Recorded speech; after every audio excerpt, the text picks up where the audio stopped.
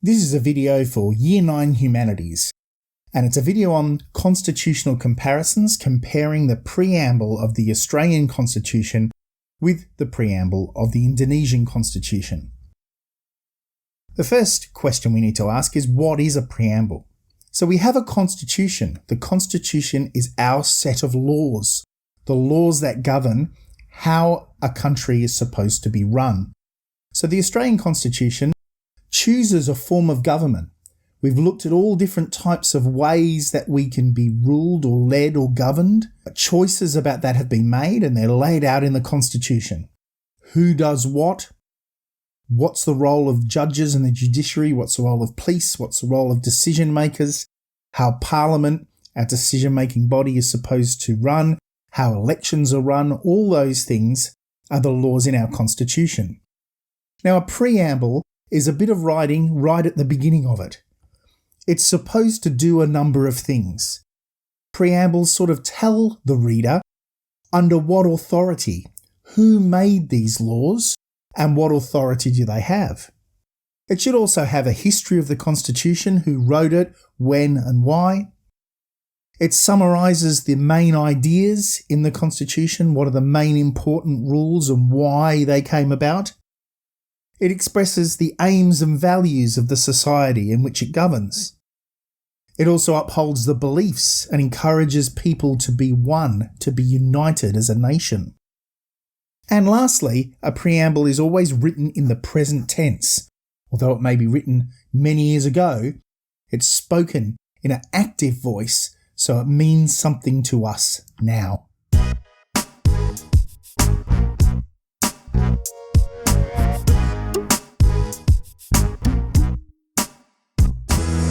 Is the preamble to the Australian Constitution.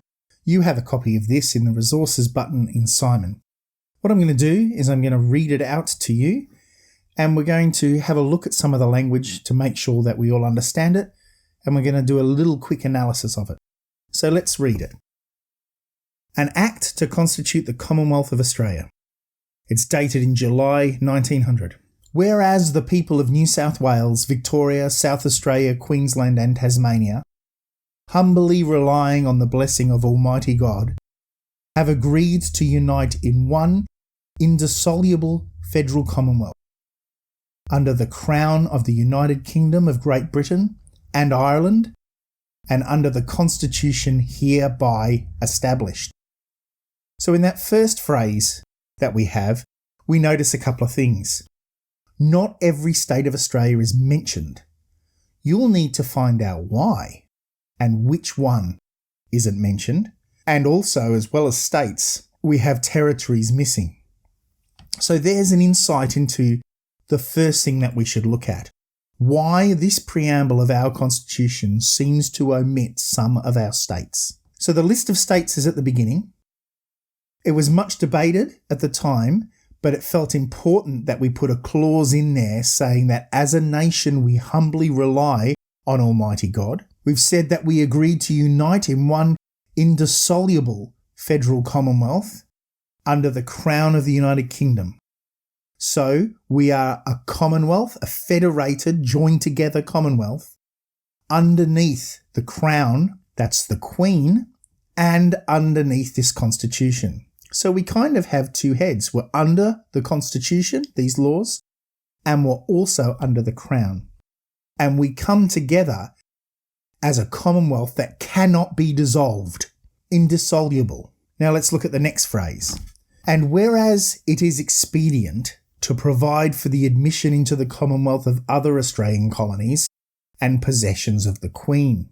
So notice here that it is possible for other Australian colonies or states to still join this Commonwealth of Australia. So it's leaving the door open for the states that are missing.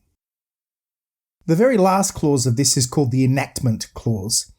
In Australia, in our political system, it's usually said that we enact this.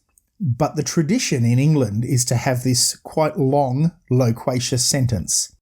Be it therefore enacted by the Queen's most excellent Majesty, by and with the advice and consent of the Lords Spiritual and Temporal and Commons in this present Parliament assembled, and by the authority of the same, as follows. All that last sentence means is, may this be enacted as law.